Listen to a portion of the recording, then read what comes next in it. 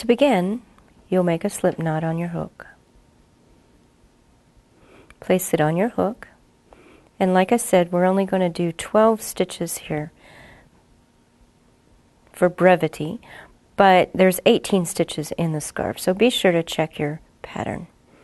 1, 2, 3, 4, 5, 6, 7, 8, 9, 10, 11, 12.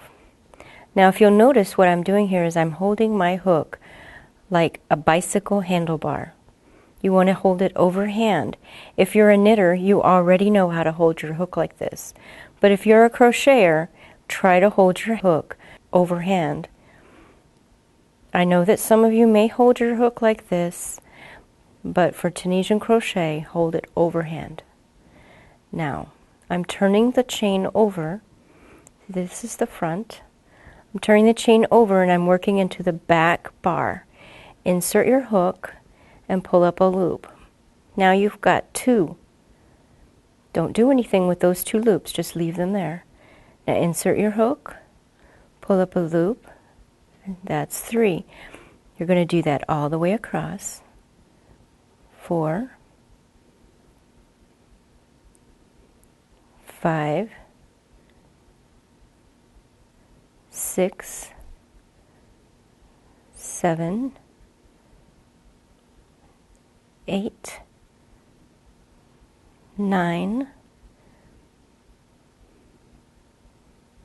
10, 11, 12. Now you'll have 12 loops on your hook. It will be the same number of loops as your initial chain. So if you have pulled up 18 loops, that will be because you had an initial chain of 18, which is the number for the scarf.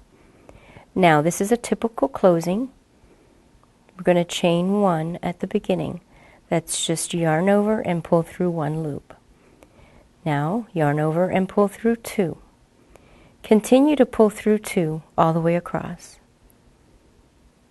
Pull through 2, 2, 2, all the way across. When you get finished pulling through 2, you will have 1 loop remaining on your hook, and you will have completed the foundation row. Now that you've learned how to complete the foundation row, that's the typical foundation for just about any project. You chain a certain number and you end up with that many stitches on your hook.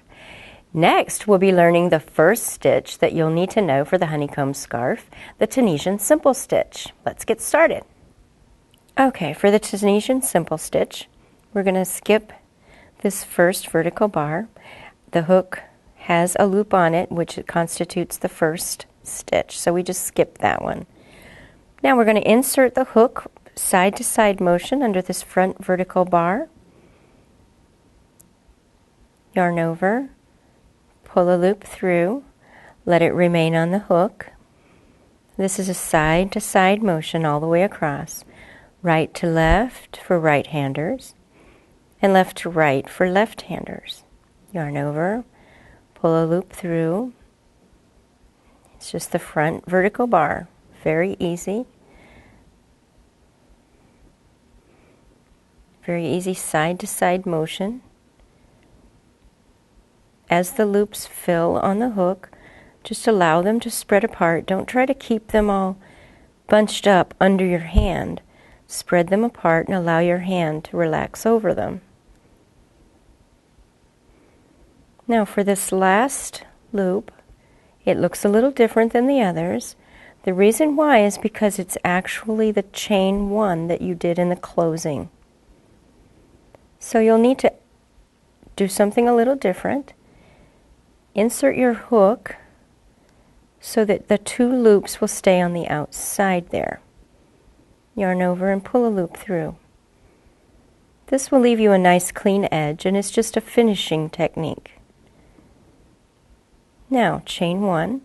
Again, see, there's that chain 1 that will produce a different stitch. Yarn over and pull through 2, just like you did before. Pull through 2, all the way across, and you're removing each stitch individually. Be careful not to pull through 3 accidentally.